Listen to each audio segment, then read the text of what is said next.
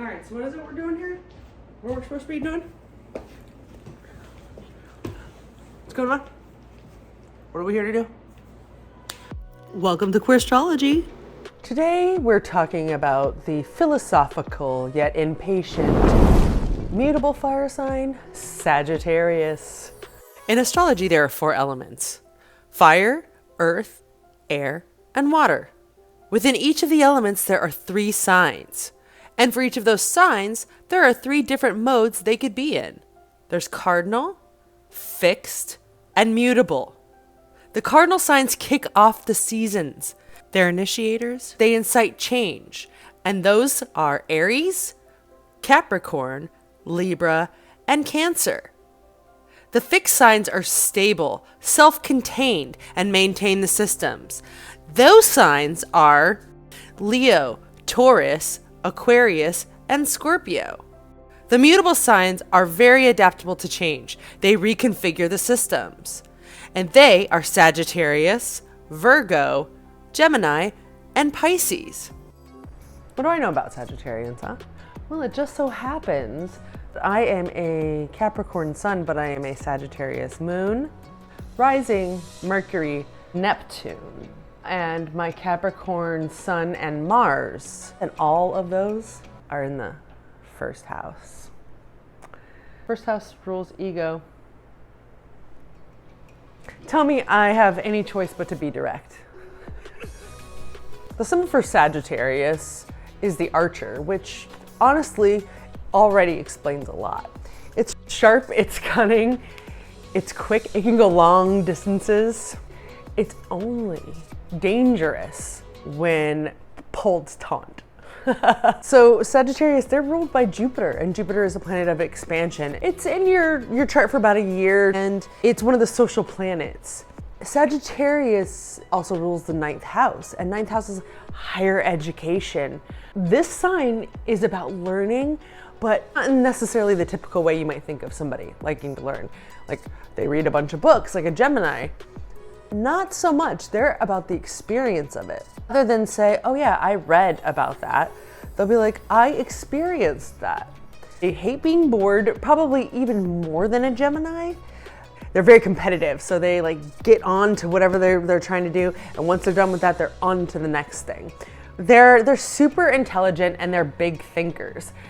And they like the freedom of being able to think outside the box. It's just that sometimes, because they have no filter and they're so direct and they're so like, well, sorry, I told you the truth. The problem is it comes off as them trying to break boundaries all the time, because they are. That's what their energy wants them to do. They want to stir things up. They want to fire off a warning shot, if you will, and see what happens so that they know. It doesn't mean they'll ever do it again. It doesn't mean they want to ever break that boundary again, but they're gonna wanna break it at least once, because the only way they can know for sure is if they've experienced it for themselves. Because they are ruled by Jupiter, definitely come across as overindulgent, and that goes into the bedroom and into relationships as well. They are non-monogamous by nature. I don't mean poly, I mean non-monogamous. That doesn't mean that they can't find somebody that they want to be in a monogamous relationship with. It just means that they're geared towards non-monogamy because of the freedom that allows them to have. They are larger than life. They're born tops. It's not that they're all tops, but that's their energy. Now, if you do want to top a Sagittarius, you will have to be deemed worthy as such. So if you have topped a Sagittarius, well done you. They use humor as a weapon. They're very entertaining and fun. They are often the center of attention, not based upon their looks as much as some of the other signs, although they're quite attractive usually. It's their personality that really draws you to them, and they use that to their advantage. Sagittarians are very much based in reality and intelligence of a situation. This is the one that if you don't know the answer, don't argue with them. If you don't have the information to back it up, don't argue with them, because until you can prove to them that what you are saying is correct based upon your intelligence and understanding, they're not going to believe you. They're going to believe themselves, their intuition over you every time.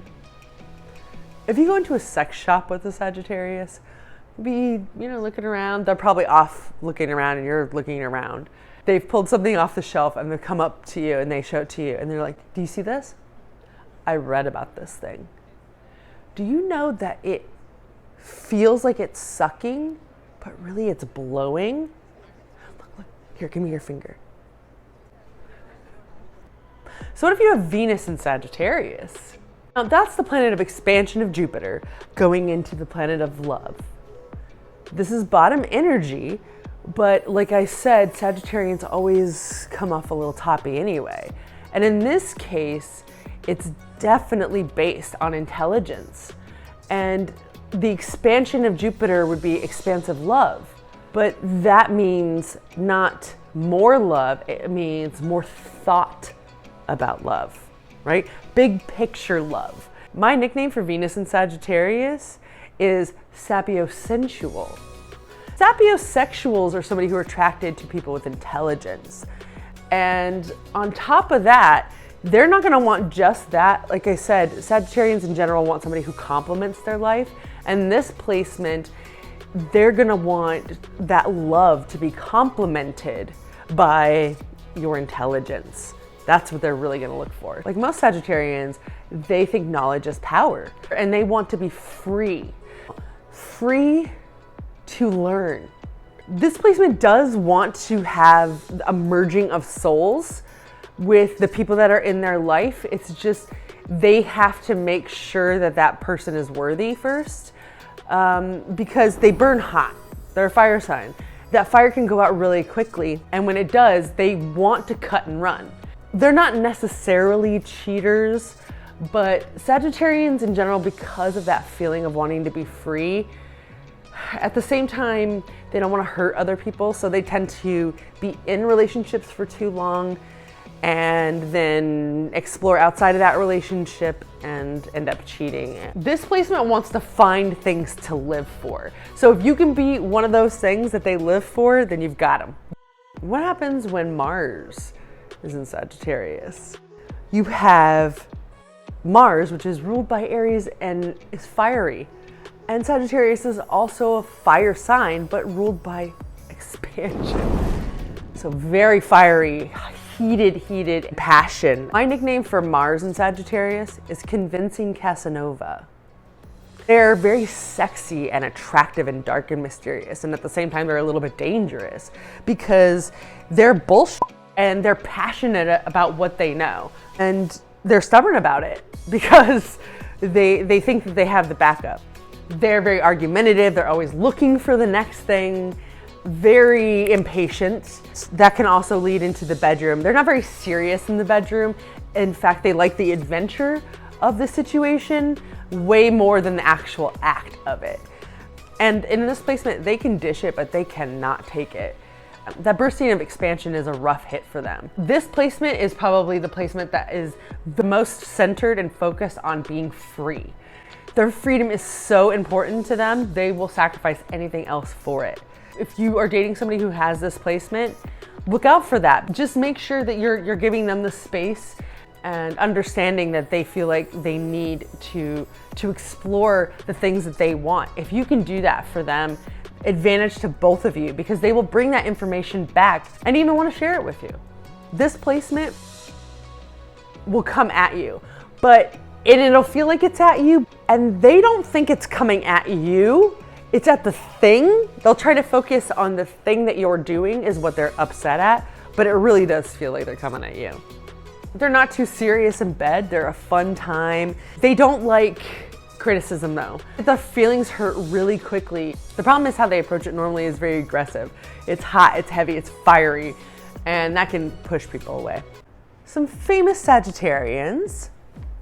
I'm gonna start out with my super Sagittarius, which is none other than Nicki Minaj. Has Sun, Mercury, Venus, Uranus, and Neptune in Sagittarius. We have Britney Spears, Miley Cyrus, Taylor Swift, Bill Nye. Identify as both genders, or neither gender, or a combination of the two. And it turns out you can't identify the gender of a brain just by looking at it. Chrissy Teigen. Richard Pryor. Juice WRLD. Sun and Venus. Amanda Seyfried. Billie Eilish. And Jay-Z. Sun and Mars. Sarah Paulson. Chadwick Boseman. And Charlie Puth. In Venus only, LL Cool J, Michael Stipe, Kate McKinnon. In Mars, Rihanna, Rachel McAdams, And Ruby Rose. I have plans tonight, and then, oh my gosh, did I tell you that I booked a trip to go? So in summary, Sagittarians, they are known for their travel and their adventure. They're known to be the explorers of the zodiac. They're philosophical and all about that action. They can be a little impatient, and they definitely don't have a filter. They burn out so fast, but they are a great time to have around. And if you can handle their overabundance, if you will, then you're in for a good time. Thank you for joining me on this adventure. This is the 12th one for 2021. If you haven't watched the other signs yet, make sure you check those out. I'm covering in these videos basically your sun, your moon, and rising, if that is your sign. Also, if you have that sign in Mars or Venus. Placements in the 5th, 6th, and 7th house pertain to different kinds and aspects of relationships, so that's also important that I'm covering that as well. Let me know if you've enjoyed these videos. I'll be bringing you some more content that's more condensed and more detailed about different aspects of your natal chart and astrology in general. So I hope you all are doing well and staying safe. And until next time, cheers.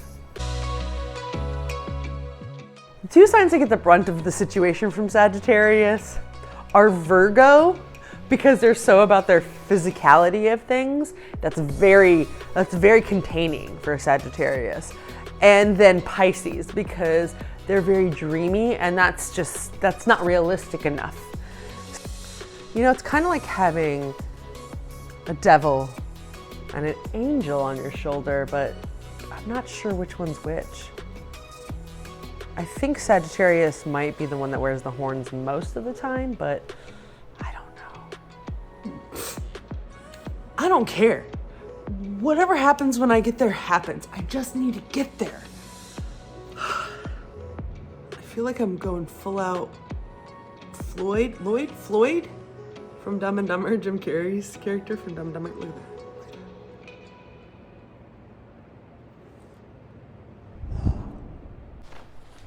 I feel like I'm getting the Floyd, you know, from Dumb and Dumber. I feel like that's what I'm working here. I just need like that. Is he orange or blue? He's the orange, right? The orange tuxedo. All set. I could be the blonde guy. Yeah, you could be, yeah, Dumb and Dumber. Is that? Yeah, totally. We just need to get the fucking matching top hat suits, and you're in the baby blue one and I'm in the orange one. Halloween? On it. Well, anyway. That's my favorite thing in the whole world. You know what my favorite thing to eat in the whole world is? Shut your mouth. That's not what she said. So anyway, I hope that you all have a great time. I got a plane catch. I got to get out of here, so cheers.